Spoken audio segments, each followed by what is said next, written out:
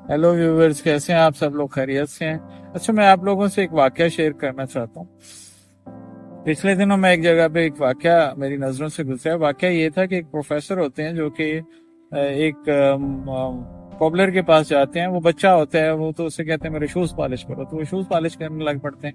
और वो फिर बच्चा सवाल करता है उनसे कि कामयाबी कैसे हासिल की जा सकती है और कौन कामयाब हो सकता है। तो प्रोफेसर साहब थोड़ी देर पास करते हैं और फिर उस बच्चे से मुखातिब होते हैं और उसे कहते हैं कि दुनिया में हर शख्स कामयाब हो सकता है। तो बच्चे का इंटरेस्ट बिल्ड होता है, तो बच्चा फिर सवाल करता है कि क्या मैं कामयाब हो सकता हूँ? मैंने कहा जी बिल्कुल कामयाब, आप भी कामयाब हो सकते हैं। तो बच्चा तीसरा सवाल करता है कि कैसे कामयाब हो सकते हैं? तो प्रोफेसर साहब ने उसने कहा कि 3 लाइंस लगाई। उसके वो डब्बा था जो उसके पास, उसके ऊपर उन्होंने 3 लाइनें लगाई और पहली लाइन के ऊपर उन्होंने लिखा, 3 दफा लिखा, मेहनत मेहनत एंड मेहनत। और उसके बाद जो दूसरी लाइन थी उसके ऊपर उन्होंने 5 दफा लिखा, ईमानदारी ईमानदारी ईमानदारी ईमानदारी।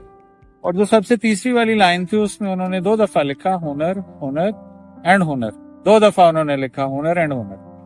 और फिर उसको ब्रीफ कैसे करते हैं? उसे कहते हैं कि देखो बच्चे, अगर तो तुमने मेहनत से काम करना शुरू कर दिया, जो भी तुम काम कर रहे हो, तो तुम 30% उसमें कामयाब हो जाओगे अगर तुमने पूरी मेहनत के साथ उस पर काम शुरू कर दिया।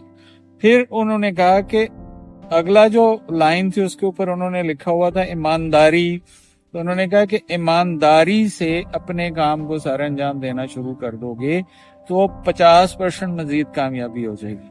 अब ईमानदारी के अंदर वो प्रोफेसर साहब ब्रीफ करते हैं कि आपकी कमिटमेंट है, आपकी क्रेडिबिलिटी है, टाइम के ऊपर चीजों को डिलीवर करना है, वादा खिलाफी किसी के साथ नहीं करनी है। और उसके बाद फिर अगर आप ये 2 काम कर लेते हैं तो आप 80% कामयाब हो गए। अब रह गई बात आगे, नीचे जो दो दफा हुनर हुनर लिखा हुआ है, तो 20% जो किरदार है वो आपके हुनर का है, आपके स्किल का।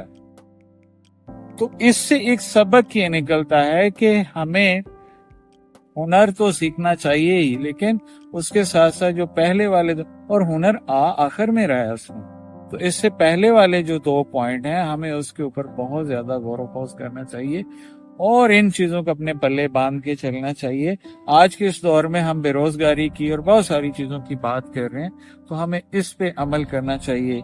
मुझे उम्मीद है कि हम इस कहानी से बहुत कुछ सीखेंगे और अपनी जिंदगी में इसको इम्प्लीमेंटेशन लेके आएंगे। Thank you very much.